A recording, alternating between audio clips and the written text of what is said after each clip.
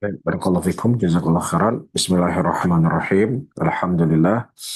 Alhamdulillah ya hamdan katsira tayyiban mubarakan fih, mubarakan alaih kama yuhibbu rabbuna wa yarda.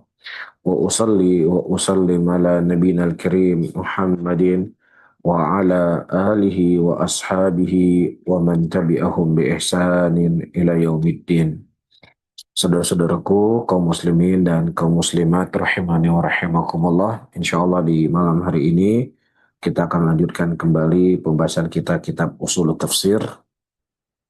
Dan pada pertemuan akhir dari pertemuan kita sudah membahas tentang fawaid marifati asbabin nuzul. Faidah-faidah pengenalan atau pengetahuan terkait sebab turunnya sebuah ayat. Ya, pada pertemuan yang lalu ya kita sudah menyebutkan pada poin yang pertama dan juga poin yang kedua, dan insya Allah di malam hari ini kita lanjutkan poin yang ketiga. Disebutkan oleh Syekh Muhammad bin Salih Al-Utsaimin rahimahullahu taala, bayanu inayatillahi ta'ala bi ibadihi fi tafrij kurbatihim wa izalati ghumumihim. Penjelasan tentang inayatullahi ta'ala, yaitu penjagaan Allah Subhanahu wa taala kepada hambanya, ya, atau anugerahnya Allah Subhanahu wa taala kepada hambanya di dalam tafrij kurubatihim, ya, untuk melepaskan, ya, bencana dan juga untuk menghilangkan, ya, dari kesusahan dan kesulitannya mereka. Misalnya dzalik ayat tayamum, dan contohnya adalah tentang ayat tayamum. Disebutkan dalam Sahih Bukhari, anahu dha'a aqdun li Aisyah radhiyallahu taala anha. Pada saat itu Nabi Shallallahu alaihi wasallam kehilangan kalung milik Aisyah radhiyallahu taala anha. Wa hiya ma'an Nabi Shallallahu alaihi wasallam fi ba'di asfarihi. Dan ibunda Aisyah pada waktu itu menemani Nabi Shallallahu alaihi wasallam dan sebagian safarnya. Fa aqama an-nabiy sallallahu alaihi wasallam li talabihi. Dan kemudian Nabi memerintahkan untuk mencari kalung yang hilang tadi. Wa qaman nas ala ghairi ma. Dan kemudian kondisinya manusia pada waktu itu mereka tidak mendapatkan air, ya, karena kondisi yang membuat mereka berhenti pada waktu itu mencari kalungnya Aisyah, dan mungkin bekal air yang mereka bawa juga tidak banyak. Ya, mungkin prediksi mereka air tersebut akan cukup ketika kita melakukan perjalanan sekian lama. Ya, nah sementara mereka harus berhenti beberapa saat pada waktu itu untuk mencari kalung ibunda Aisyah radhiyallahu taala anha, yang kemudian mereka kehabisan air. Fasyaqu dzalika ila Abi Bakar. Sehingga para sahabat Rasulullah sallallahu alaihi wasallam pada waktu itu mereka mengadu kepada Abu Bakar. Ya, mereka tidak mengadu kepada Rasulullah sallallahu alaihi wasallam, tapi mereka mengadu kepada Abu Bakar. Dalam sebagian riwayat disebutkan, ya Abu Bakar, bagaimana ini? Ya, maksudnya dikarenakan Aisyah radhiyallahu taala anha sehingga menghalangi perjalanan kita. Dan tidak hanya menghalangi perjalanan kita, tetapi kita sudah kehabisan air. Ya, namanya seorang ayah, ya, dikarenakan putrinya beliau terhambatlah perjalanan mereka. Akhirnya Abu Bakar As-Siddiq ingin memberikan pelajaran kepada ibunda Aisyah pada waktu itu. Nah, kemudian ternyata ketika beliau mencari ibunda Aisyah dan didapatkan, Rasulullah Shallallahu Alaihi Wasallam sedang tertidur di pangkuan Aisyah. Ya, dan kemudian Abu Bakar Siddiq radhiyallahu taala anhu menusuk, ya, perutnya Aisyah dengan jarinya beliau. Ya, menusuk perutnya dengan jarinya beliau. Nah, di sini teman-teman, Anda bisa melihat bagaimana kesabaran Nabi Shallallahu Alaihi Wasallam menghadapi istri-istrinya. Ya, mungkin, ya, kalau kita berada di kondisi Rasulullah Shallallahu Alaihi Wasallam tadi, ya, kita pergi berombongan, satu bus, satu dua bus misalnya, dan tiba-tiba gara-gara istri-istri kita, akhirnya terhalangilah perjalanan. Ya, apakah misalnya istri kita beli makanan terlalu lama, atau mungkin ada badan yang hilang, atau dia hilang jamaah. Ya, pasti kita akan marah, kita pasti akan emosi. Ya, mungkin akan keluar sumpah serapah. Tapi subhanallah, Anda melihat bagaimana ketenangan Nabi Muhammad sallallahu alaihi wasallam. Karena kalaupun beliau marah-marah dan beliau emosi, ya tetap juga kalau kalung nggak dapat, ya nggak akan dapat. Ya, tapi itulah, ya, terkadang kita ketika ada masalah dan kemudian kita mencari solusi dari masalah kita, bukanlah justru masalah itu hilang, tapi masalah itu semakin semakin bertambah. Ya, kita lihat ini bagaimana Nabi kita Shallallahu Alaihi Wasallam. Nah, syahidnya di sini, fadzakar al hadis dan disebutkan hadis wafihi, faanzalallah ayat tayammum, fatayammamu. Nah, ketika mereka tidak mendapatkan air, Allah Subhanahu Wa Taala menurunkan ayat tayamum tadi, dan kemudian bertayamumlah mereka. Baik, jadi ketika mereka dalam kondisi kejepit tadi, dalam kondisi susah, dalam kondisi kesulitan, ya Allah Subhanahu wa taala menurunkan ayat, memberikan kepada mereka kelapangan, memberikan kepada mereka kemudahan.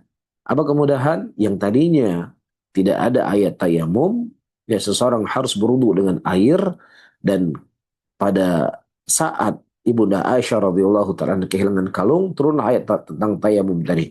Sampai-sampai Usaid bin Khudair radhiyallahu taala anhu berkata, "Mahya bi awal barakatikum ya ala Abi Bakar." Bukanlah ini merupakan awal dari keberkahannya keluarga kalian ya Abu Bakar. Ya, dan hadis disebutkan dalam Sahih Bukhari dalam hadis yang panjang ya tentang kehilangan kalung tadi. Saya bisa difahami ya. Jadi saya ulangi, terkadang ayat itu turun adalah untuk memberikan solusi dan melapangkan hidup ya kaum mukminin pada waktu itu ketika mereka mendapatkan kesempitan. Ya. Kemudian yang keempat, ya fahmul ayati ala wajhi sahih. Ya, memahami ayat dengan sisi yang benar.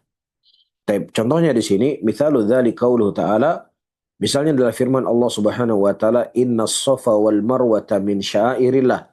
Faman hajjal baita wa i'tamara fala junaha alaihi ay yattawaf bihima."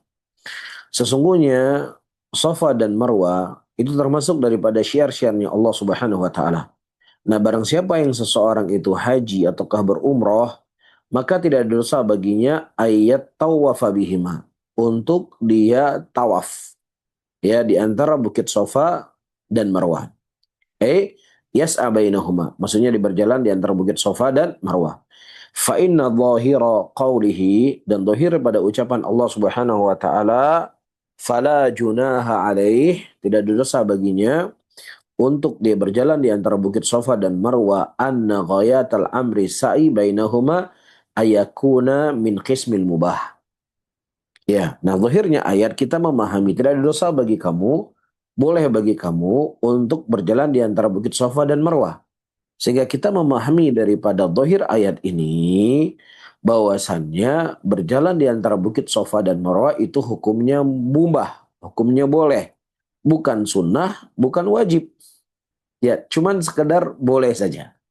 Nah, ketika kita mengetahui apa sebab turunnya ayat ini, kita akan bisa memahami ayat tersebut dengan pemahaman yang benar. Nah, apakah hukum dari sa'i itu mubah atau dia punya hukum yang lain? Nah, disinilah disebutkan dalam asbabun nuzul. Disebutkan dalam Sahih Bukhari dari Asim bin Sulaiman.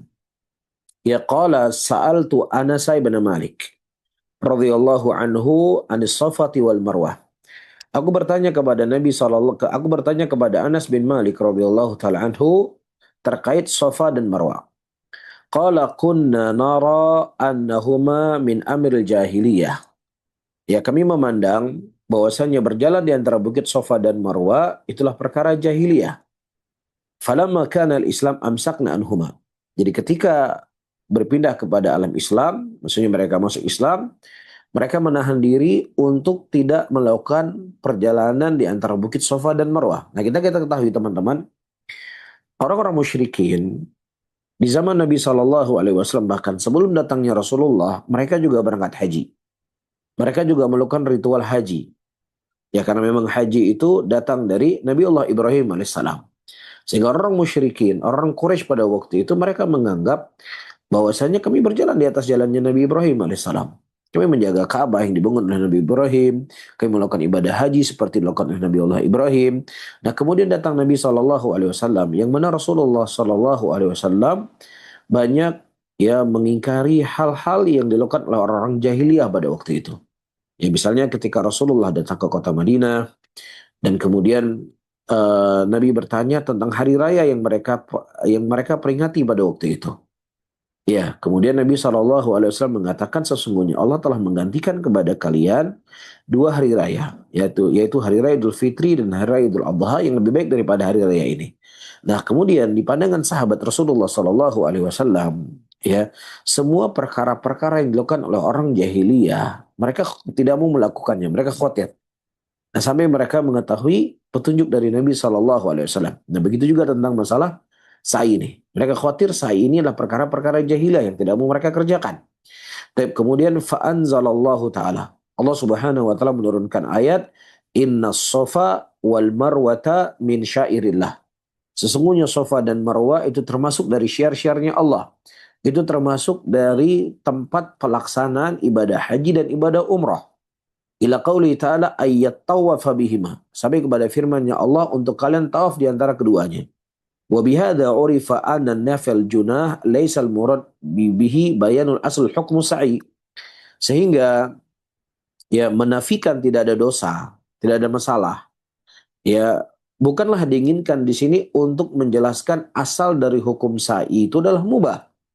Wa innamal murad hanya saja firman Allah falaisa junaha alaikum ayyat tawafa bihima yaitu menafikan taharrujihim biimsakim anhu, yaitu menafikan dari rasa beratnya mereka.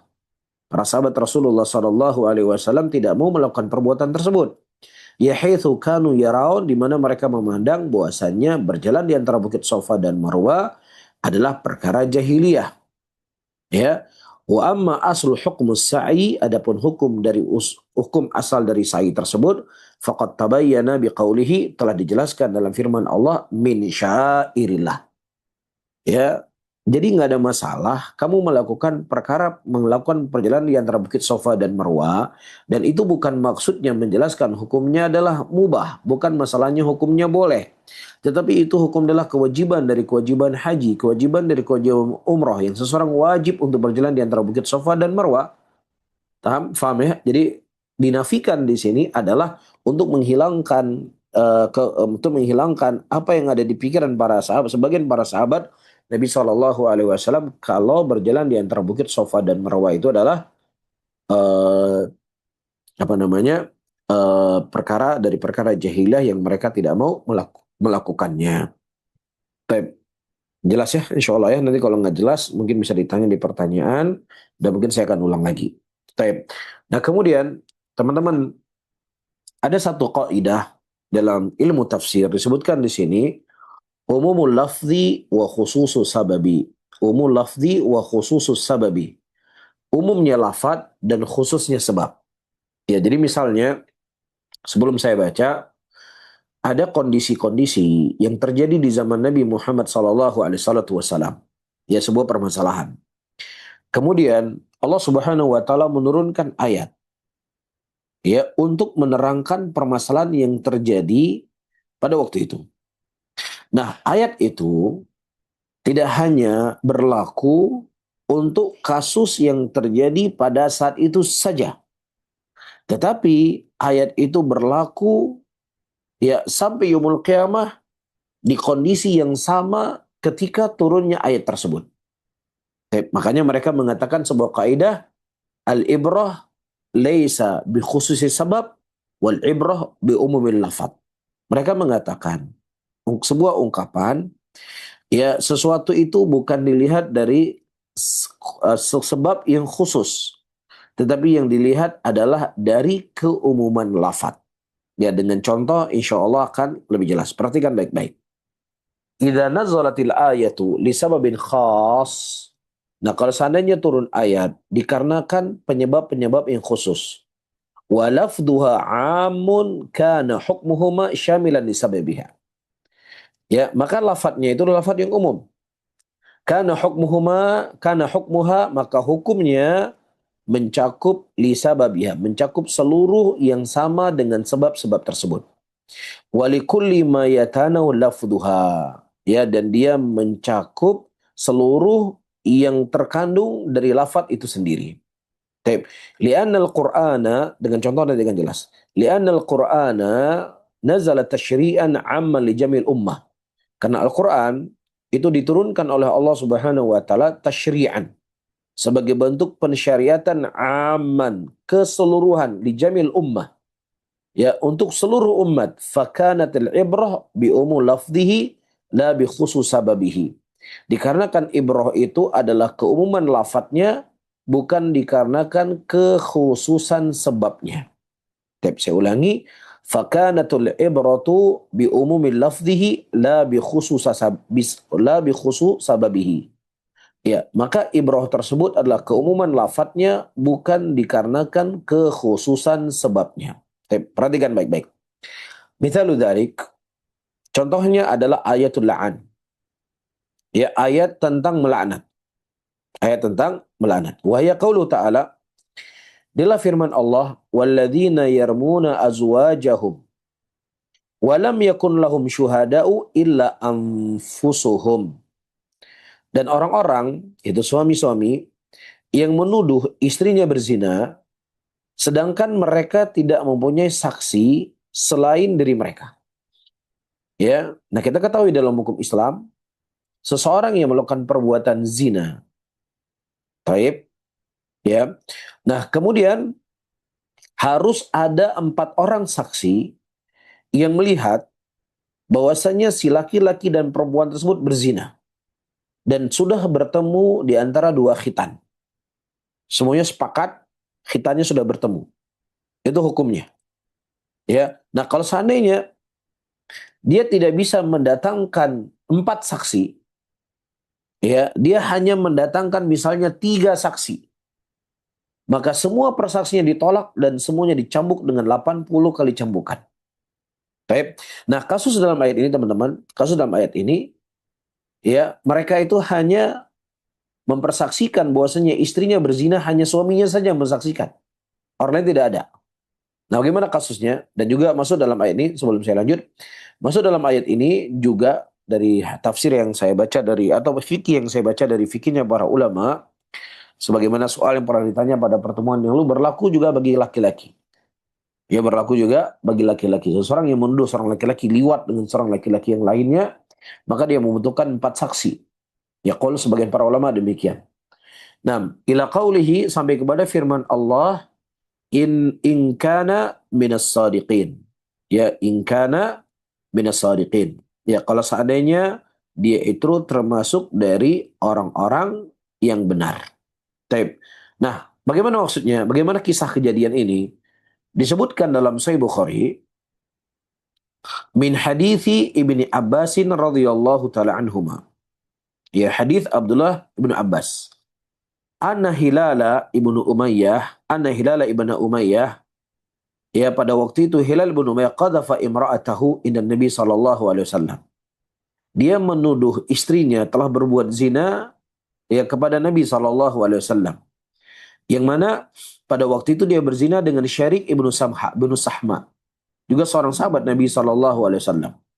Faqala Nabi sallallahu alaihi wasallam al-bainah au haddun fi dhahrik. Nabi SAW mengatakan, kamu harus mendatangkan bainah, kamu harus mendatangkan bukti. Ya, kamu harus mendatangkan saksi. Ya, kalau seandainya kamu tidak mendatangkan bukti dan saksi bahwasanya istrimu berzina, haddun fi dhahrik, maka engkau akan dicambuk selama 80 kali cambukan. Faqala Hilal, walladzi ba'atsaka bil haqq inni lasadiqun. Demi zat yang mengutus engkau dengan kebenaran, wahai Rasulullah, sesungguhnya aku adalah orang-orang yang jujur. Aku tidak berbohong ya Rasulullah. Kalau dia, istriku, telah berbuat zina. Istriku telah berbuat zina. Nah, kemudian, ya, fala yunzilannallahu ma yubri'u dhahri minal had. Kemudian Allah Subhanahu wa taala menurunkan ayat. Ya, Allah Subhanahu wa taala menurunkan ayat, sesuatu yang membebaskan punggungku dari hukuman had tadi. Tapi ketika Rasulullah mengatakan kamu harus mendatangkan bukti, ya, saksi, kalau enggak kamu yang dicambuk. Nah, kemudian kata Hilal bin Umayyah, Allah Subhanahu wa taala menurunkan kepadaku ayat, kepada Rasulullah maksudnya ayat, yang ayat tersebut membebaskan punggungku dari hukuman had tadi. Taib. Fanazala Jibril. Ya, dan kemudian turunlah Jibril wa unzila alaih. Dan diturunkanlah kisahnya Hilal ibnu Umayyah.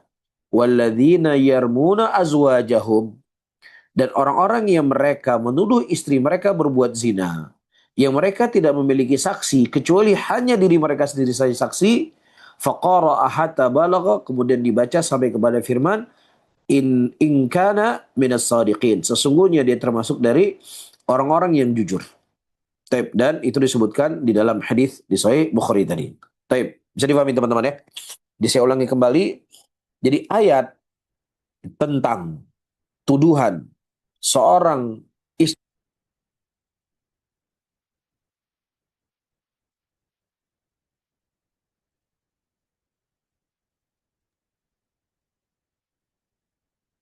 Ustadz, Afwan izin suara Ustadz hilang Ustadz.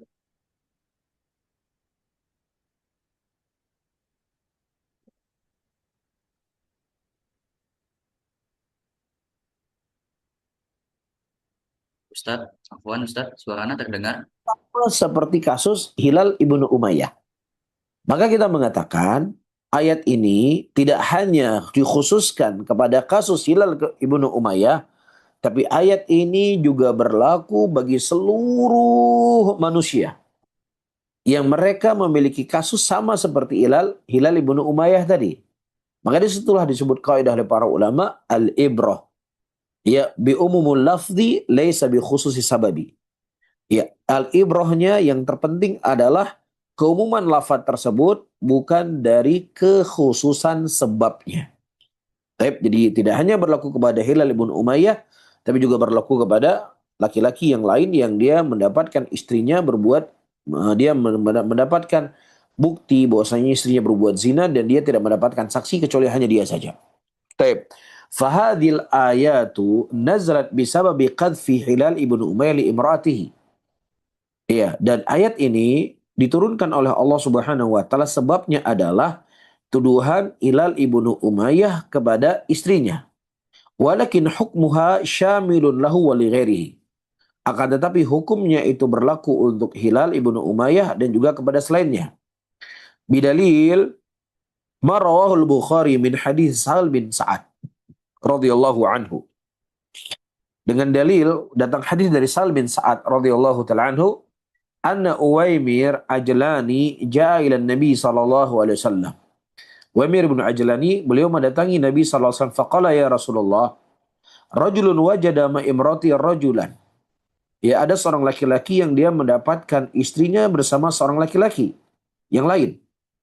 Ayaktuluhu fataktulunahu. Apakah dia boleh membunuh istrinya atau engkau yang kamu bunuh istrinya? Wa kaifa yasna dzalik? Am kaifa yasna? Atau bagaimana yang harus mereka lakukan? Subhanallah. Karena sebuah kehormatan. Dan ternyata teman-teman, para hadirin dan hadirat ini dimuliakan oleh Allah. Zamannya Rasulullah Sallallahu Alaihi Wasallam adalah zaman keemasan Islam. Zaman diturunkan wahyu. Ya, zaman yang mereka berguru langsung dengan Nabi Muhammad Sallallahu Alaihi Wasallam. Namun, ya tidaklah menjadikan orang-orang di zaman itu semuanya maksum. Ada di antara mereka juga yang berbuat dosa. Ada di antara mereka juga berbuat maksiat. Ya, walaupun maksiat yang ada di zaman mereka itu jauh lebih sedikit dibandingkan maksiat yang terjadi pada hari ini. Kemudian yang kedua, peluang-peluang untuk berbuat zina, ya selingkuhan di zaman itu sungguhlah sangat kecil dibandingkan jalan-jalan menuju perselingkuhan di hari ini. Ya, perselingkuhan di hari ini. Ya, dengan media sosialnya, dengan Instagramnya, dengan Facebooknya, dengan tweetnya, dengan Twitternya. Seseorang bisa chattingan, bisa hahi-huhuhu dengan yang bukan lawan jenisnya. Maka disinilah seseorang harus menanamkan rasa takut kepada Allah Subhanahu wa Ta'ala semaksimal mungkin untuk dia tidak berkomunikasi dengan yang bukan mahramnya. Ya, kecuali memang sesuatu yang penting atau sesuatu yang mengada hajat. Ya, atau sesuatu yang dia bisa menjamin dia aman daripada fitnah. Ya, tapi secara hukum asal, seseorang semaksimal mungkin menutup pintu-pintu itu semuanya. Kita berada di zaman subhanallah. Ya, jangankan kita berbicara di kota-kota besar atau di negara-negara maju. Ya, di tempat kami, di tempat kita di Aceh ini, yang apa ya, yang ya kota kecil, ya yang tentunya ya kondisinya manusia tidak seperti orang-orang yang di luar sana, tapi sering sekali didapatkan perselingkuhan. Istri berseling, dia punya ya pacar di luar rumahnya, padahal dia punya suami. Begitu juga suami, dia punya cewek lain di luar selain dari istrinya, dan subhanallah terkadang terjadi perzinahan dan lain sebagainya. Ya dan billah. Ya makanya Islam datang kepada kita teman-teman untuk menutup pintu ini semuanya. Islam datang bukan untuk mengekang kita, Islam datang untuk membahagiakan kita.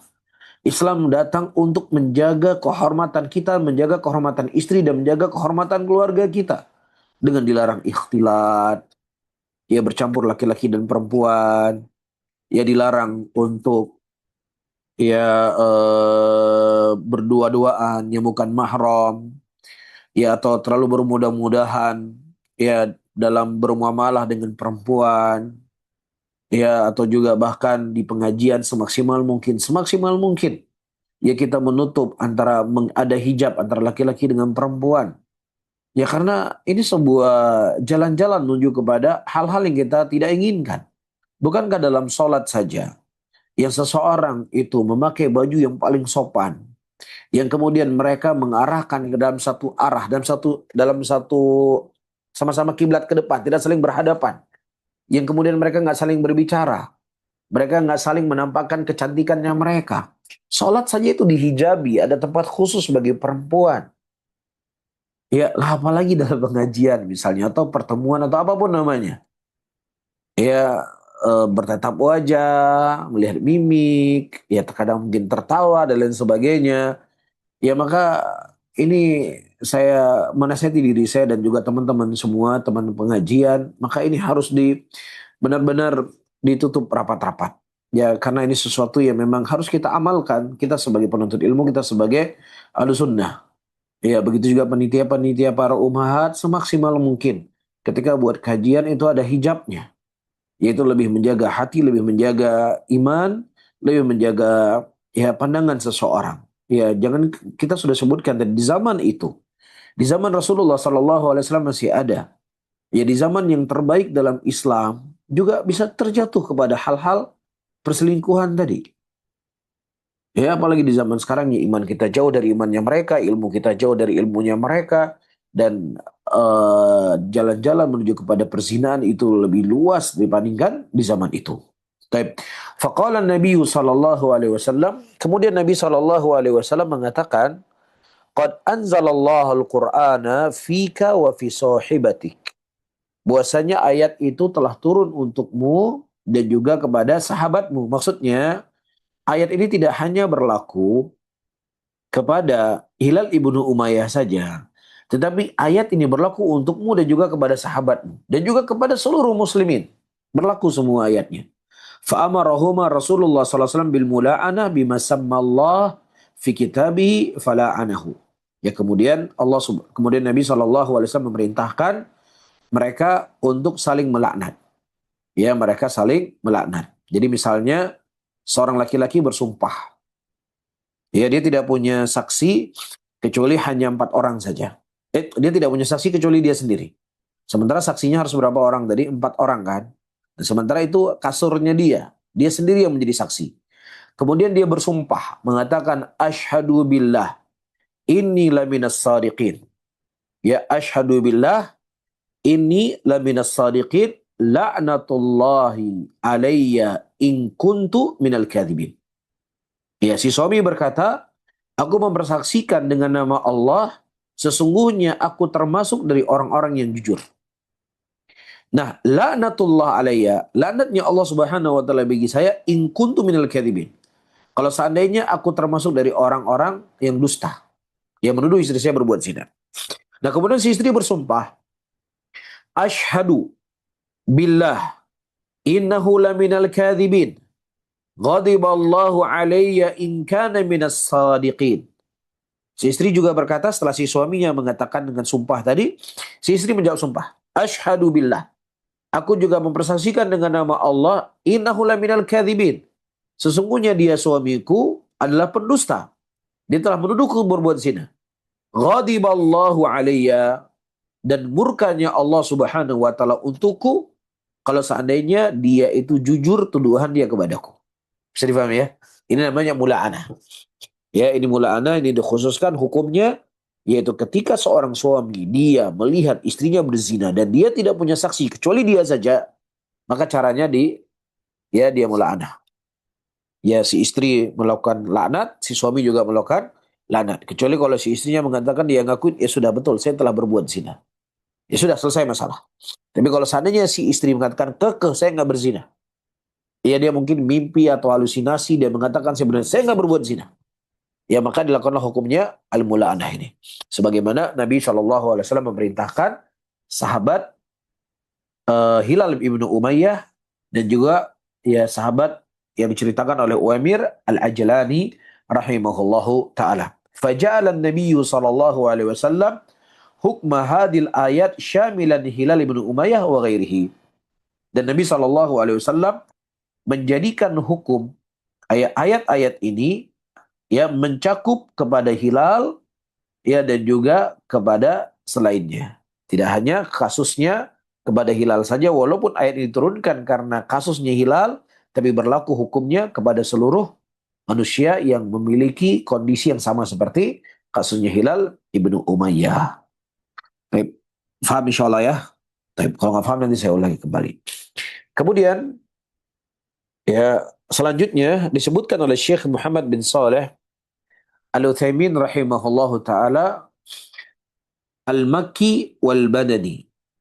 Ayat-ayat Makki dan ayat-ayat Madani. Maksudnya apa?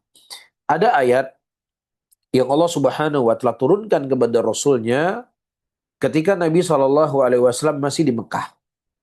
Ya, dan ada ayat-ayat yang Allah Subhanahu wa taala turunkan ketika Rasulullah sudah berhijrah ke kota Madinah. Maka ketika Nabi SAW sedang berada di kota ketika Nabi berada di kota Mekah disebut dengan ayat Makkiyah. Ketika Nabi berhijrah dari kota Mekah ke Madinah, ayat-ayat di kota Madinah disebut dengan ayat Al-Madani. Ya, nah yang ketiga, ayat-ayat yang Rasulullah SAW beliau berhijrah ke kota Madinah dan kemudian beliau berangkat ke kota Mekah pada waktu itu untuk berangkat haji. Dan diturunkanlah ayat Al-Yawma akmaltu lakum dinakum wa atmamtu alaikum ni'mati wa raditu lakumul Islam madinah. Ayat ini diturunkan di Arafah. Ya, Arafah itu letaknya di kota Mekah. Nah, apakah ayat Al-Yawma akmaltu lakum dinakum disebut sebagai ayat Makki atau disebut ayat Madani?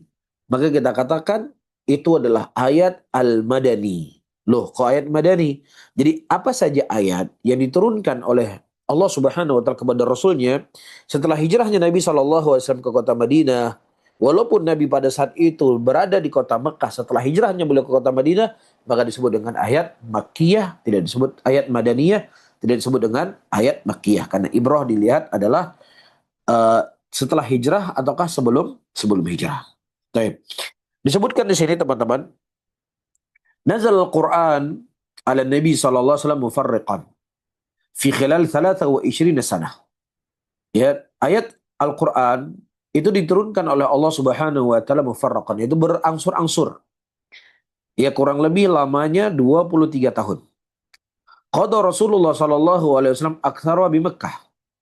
Ya, dan Nabi sallallahu alaihi wasallam paling banyak tinggalnya di waktu itu ada di Mekah, yaitu Nabi 10 tahun di Mekah, di Madinah, 13 tahun di mana? Di Mekah. Jadi yang kebanyakan ketika turunnya ayat, posisi Nabi SAW sedang berada di Mekah. Qala Allah Ta'ala wa Qur'anan faraqnahu litaqrahu 'alan nasi 'ala mukthin wa nazzalnahu tanzila. Dan Al-Quran itu kami turunkan berangsur-angsur agar engkau Muhammad membacakannya kepada manusia secara perlahan-lahan. Dan kami menurunkan bagian demi bagian. Waratalnahu tartila, yaitu kami turunkan bagian demi bagian. Baik. Nah, kemudian disebutkan di sini teman-teman, walidzalika qasamal ulama'u rahimahumullahu taala al-Qur'ana ala qismin. Oleh karena itu para ulama mereka membagi Al-Quran itu menjadi dua bagian. Ada yang dikenal dengan Makki, ada yang dikenal dengan Madani. Fal Makki ma nazala ala Nabi sallallahu alaihi wasallam qabla hijrati ila Madinah. Adapun Makki adalah apa yang diturunkan kepada Nabi sallallahu alaihi wasallam sebelum hijrahnya beliau ke kota Madinah. Wal Madani ma nazala Nabi sallallahu alaihi wasallam ba'da hijratihi ila Madinah.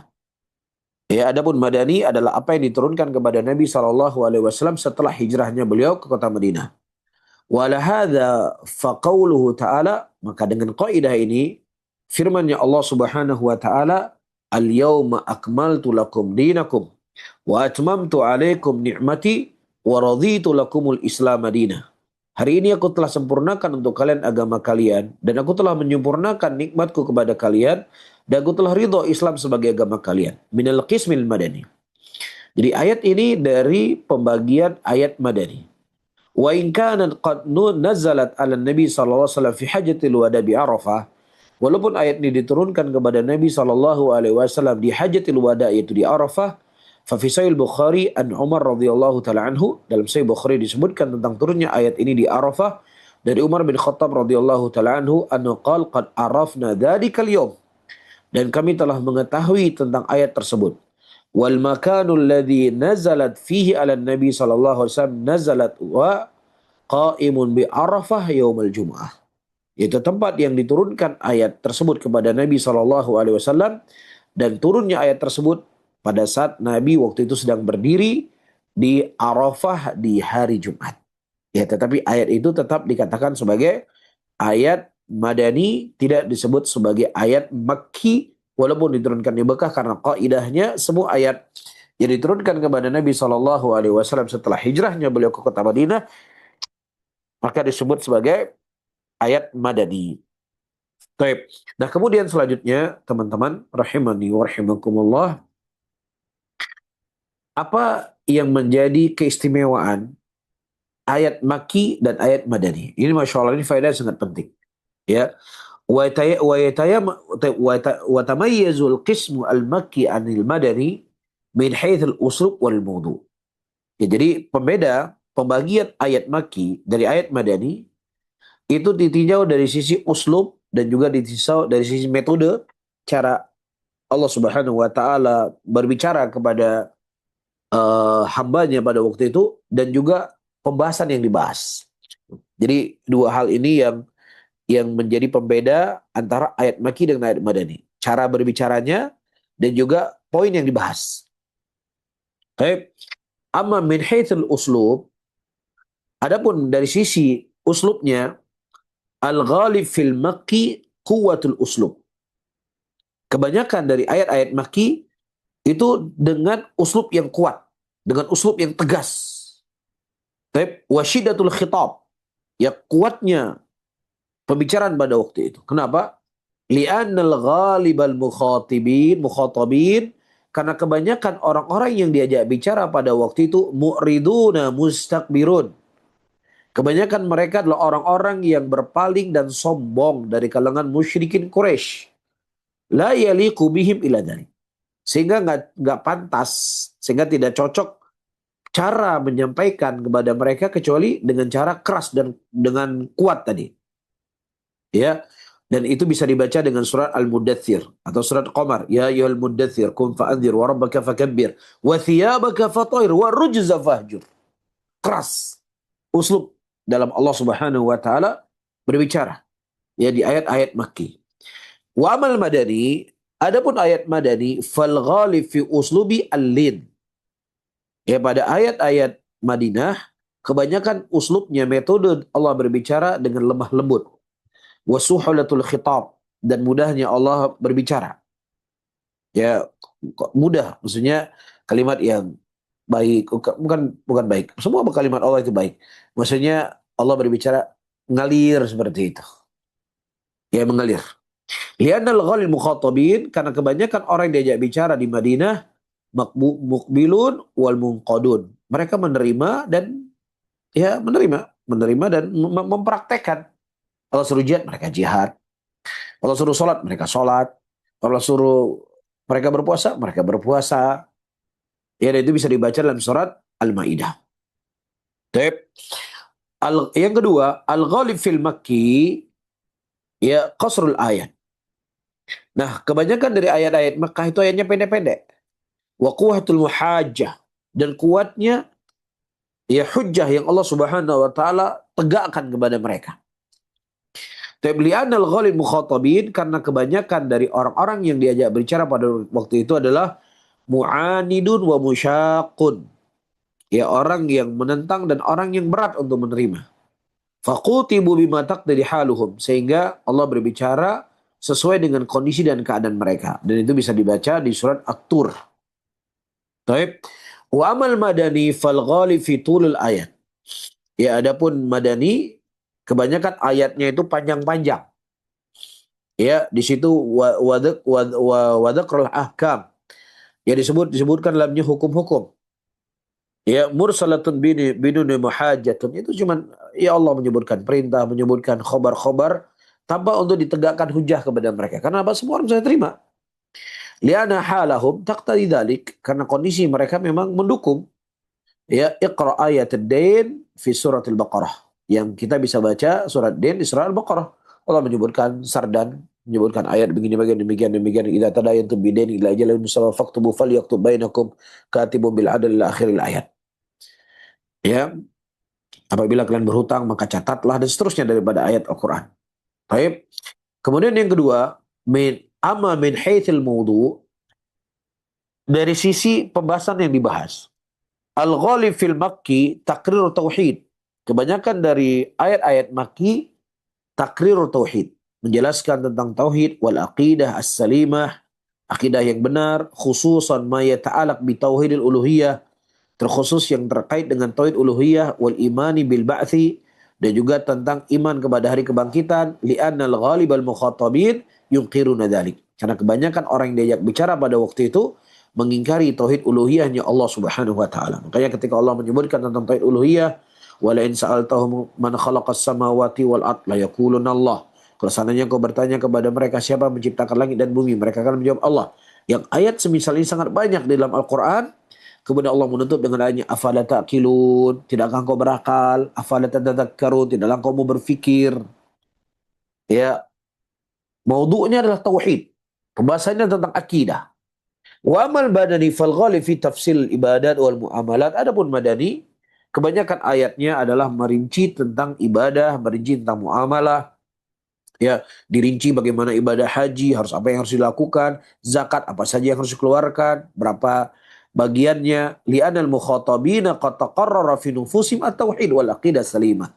Dikarenakan orang yang diajak bicara pada waktu itu, mereka sudah ya tertanam dalam hati-hati mereka tauhid dan akidah yang lurus. Fahum fi hajati li tafsil ibadati wal muamalat. Ya, maka mereka butuh hajat untuk merinci daripada ibadah-ibadah dan muamalat. Ini menunjukkan kepada kita teman-teman, ya, belajar itu harus ya ada metode, dan belajar itu harus naik kelas. Seseorang nggak boleh dia belajar menuntut ilmu di kelas yang sama terus menerus. Nggak ada naik levelnya. Ya, HP-nya saja berubah. Dari iPhone 15 berubah ke 16, berubah ke 17, berubah ke 18. Tapi ilmunya dari semenjak dia ngaji sampai bertahun-tahun tetap nggak naik kelas dia mengaji. Tidak.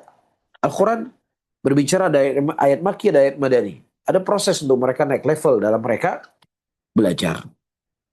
Kemudian selanjutnya, teman-teman rahimani wa rahimakumullah, disebutkan sini wal ifadatu fi dzikril jihad wa ahkami wal munafiqin wa ahwalihim min fi qismil madani liiqtida al-hal. Wa dzalika haitsu syuri'a al-jihad wa dhahara an-nifaq bi khilafil qismil makki. Jadi di ayat Madinah, al-ifadah, ifadah artinya adalah yang dominan atau pembahasan yang lebih luas. Maksudnya ifadah yaitu pembahasan yang lebih luas tentang apa? Tentang jihad dan hukum-hukumnya, tentang orang munafik dan keadaan-keadaan mereka, yaitu didapatkan dari ayat-ayat madani liqtidail hal, karena sesuai dengan kondisi dan keadaan mereka. Dzalika haitsu syuri'al jihad, karena pada saat itu disyariatkan jihad dan nampaklah orang munafik. Ya mungkin kalau sholat ya mungkin bisa sholat lah, masih bisa sholat lah, masih ringan lah. Ya tapi kalau sudah diajak berjihad, harus mengorbankan nyawanya, mengorbankan hartanya, maka orang-orang yang tulus dengan imannya, dia akan mudah untuk berangkat jihad. Jadi orang-orang yang memiliki penyakit, pasti waktu itu akan nampak mana yang munafik dan mana yang bukan munafik. Wallahu ta'ala alam bisawab. Insyaallah pada pertemuan selanjutnya teman-teman, kita akan membahas ya hal yang sangat penting, yaitu apa faedahnya. Ya apa faedahnya antara mengetahui ayat madani dan ayat al-makki. Nah, wallahu ta'ala alam bisawab. Barakallahu fikum. Mungkin ini yang bisa saya sampaikan di kajian kita di malam hari ini. Mudah-mudahan bermanfaat untuk saya sendiri dan juga kepada teman-teman semuanya. Yang mungkin ada sesuatu yang mau disampaikan, ditanyakan silakan. Barakallahu fikum. Wafikum barakallahu Ustaz, jazakallah khair atas ilmu yang disampaikan kepada kita semuanya. Baik para ikhwan sekalian, alhamdulillah kita telah menyimak apa yang disampaikan oleh Ustaz. Semoga bermanfaat untuk kita semuanya, bisa dipahami dengan baik oleh kita semua. Kemudian para ikhwan sekalian, eh, kami buka kesempatan untuk para penanya yang ingin menyampaikan pertanyaannya, bisa menuliskannya di kolom chat atau bisa menyampaikan langsung dengan raise hand. Silakan, kami buka waktunya dan dipergunakan sebaik-baiknya.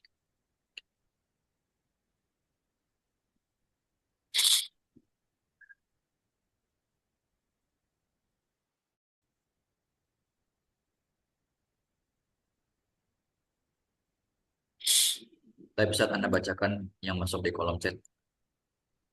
Silakan, Ustaz.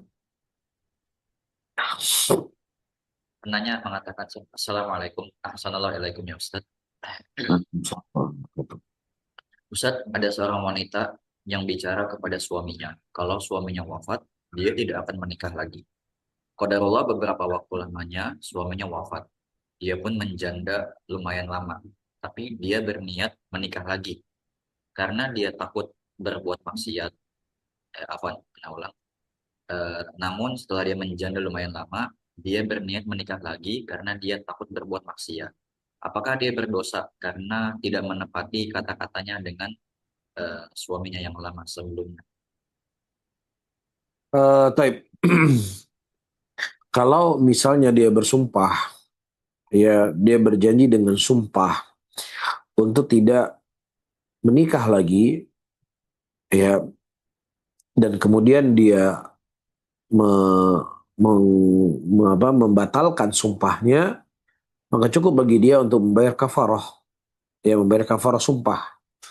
Tapi kalau seandainya dia berjanji bukan bentuk sumpah, ya dia berjanji pada waktu itu, dan kemudian di tengah perjalanan dia melihat mudarat kalau dia tidak menikah, ya apakah kondisinya masih muda, ya dan fitnah banyak kiri dan kanan, ya dan kemudian dia juga masih punya anak masih kecil yang butuh suami, yang butuh ayah yang menjaga mereka, maka ya insya Allah dengan kondisi ini tidak ada masalah, ya untuk menghindari kemudaratan yang lebih besar. Karena si perempuan itu juga secara hukum asal dia dibolehkan bagi Allah untuk menikah selesai masa iddah, meninggal suaminya 4 bulan 10 hari. Wallahu a'lam bishawab.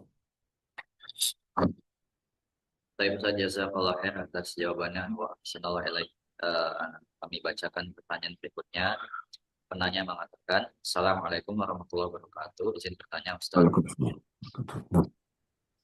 Ustaz, mengapa setelah surat ke-30, setelah surat-suratnya datang dari urutan ke-30, jumlah ayatnya semakin sedikit dan semakin pendek? Apakah ada hikmahnya Ustaz? Barakallahu fikum.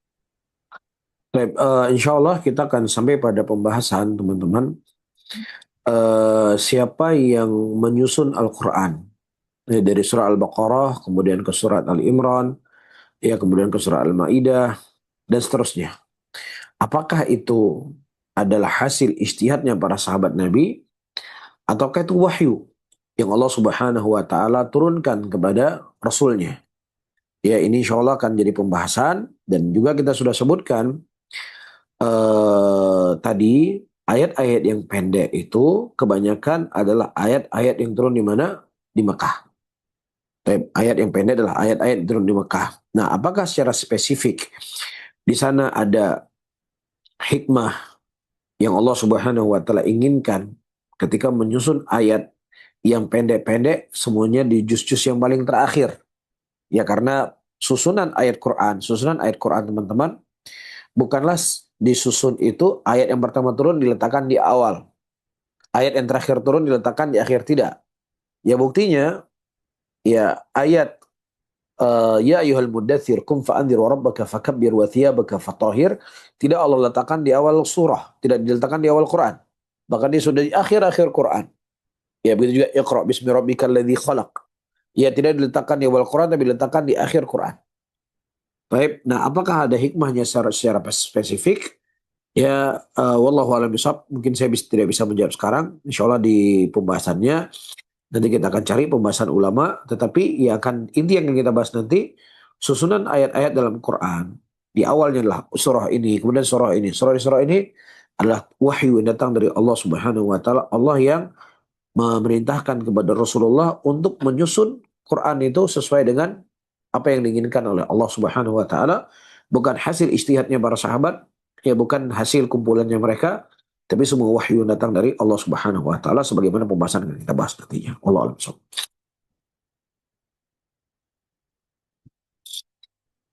Baik Ustaz, jazakallah khair atas jawabannya. Wa ahsanal ilaik.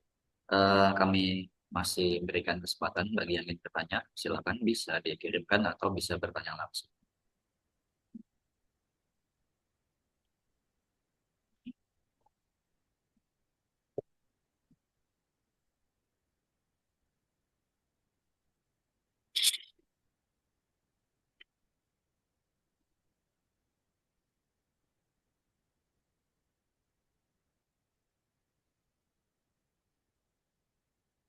Pembahasan yang kita bahas tadi difahami semua ya insya Allah ya. Alhamdulillah paham Ustaz. Alhamdulillah. Dengan contoh-contohnya pun alhamdulillah paham Ustaz. Eh, Ini jamaah ini Ustaz Rizky insya Allah paham. Jamaah lain gimana paham? Ya. Kalau Ustaz Agung insya Allah paham udah. Yang lain ini paham saya kira-kira. Insya Allah paham ya. Insya Allah Ustaz. Ustaz, pertanyaannya Ustaz. Nah, silakan. Ustaz, bagaimana hukumnya seorang yang membaca Al-Quran dengan qiraah sab'ah dari selain qiraah yang biasa dibaca di tempatnya sebelum dia atau tanpa dia mendalami qiraah tersebut? Baik, kaidah umum ya, al ilmu bita'allum, ilmu itu dengan dipelajari.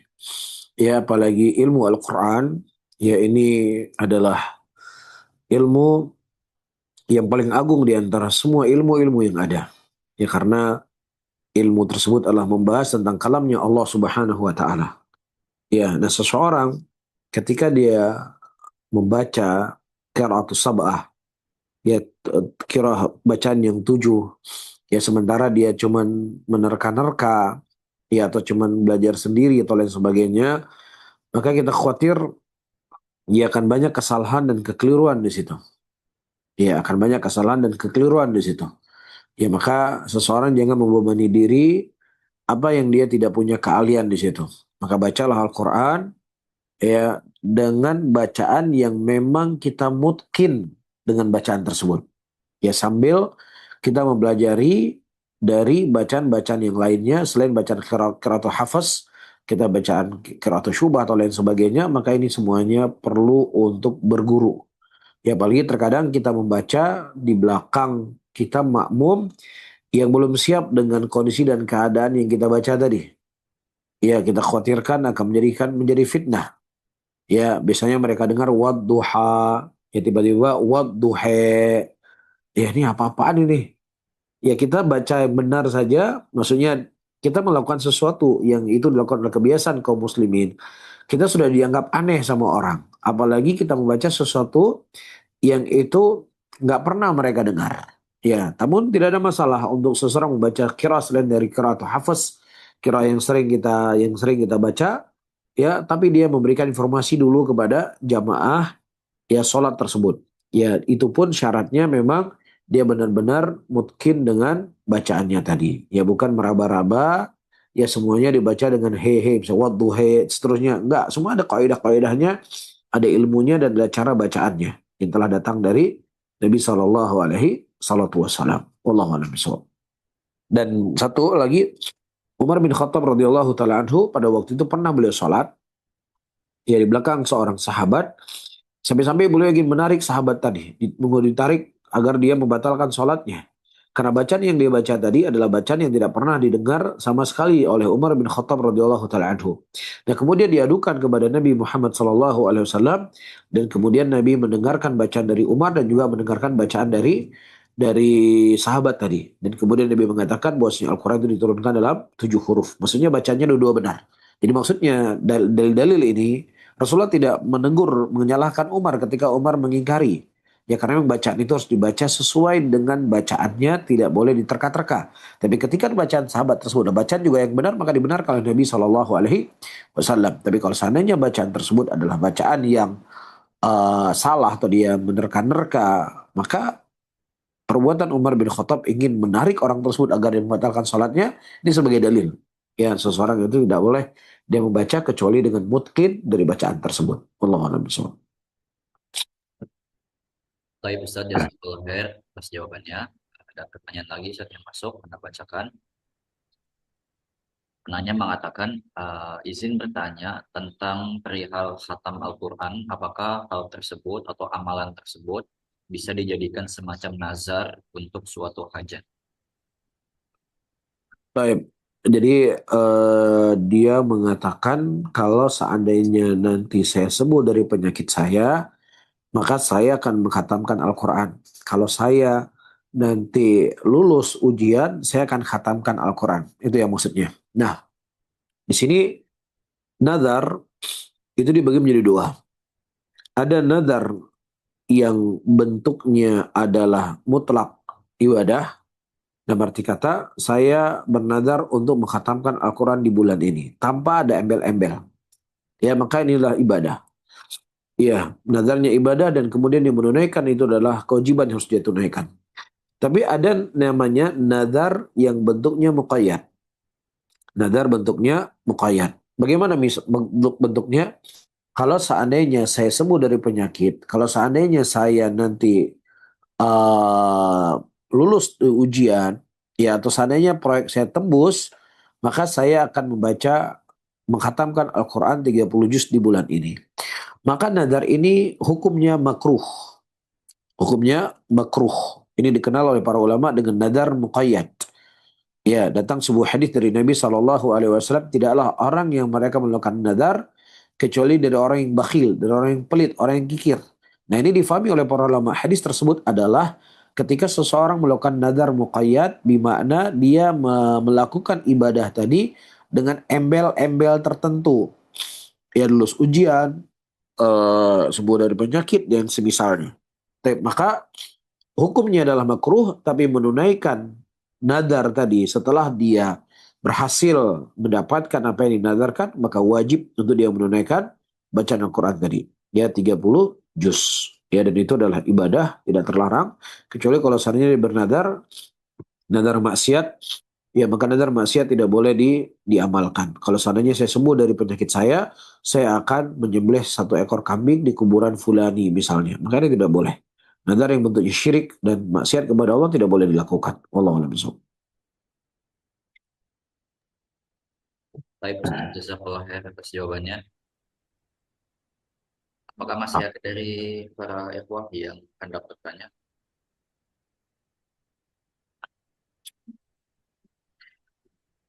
Kalau tidak ada, mungkin saat terakhir saya bisa memberikan closing statement untuk penutup pada atas masa tafadhol Ustaz. Baik, Masya Allah. Insya Allah teman-teman kita akan lanjutkan kajian kita di pertemuan yang akan datang.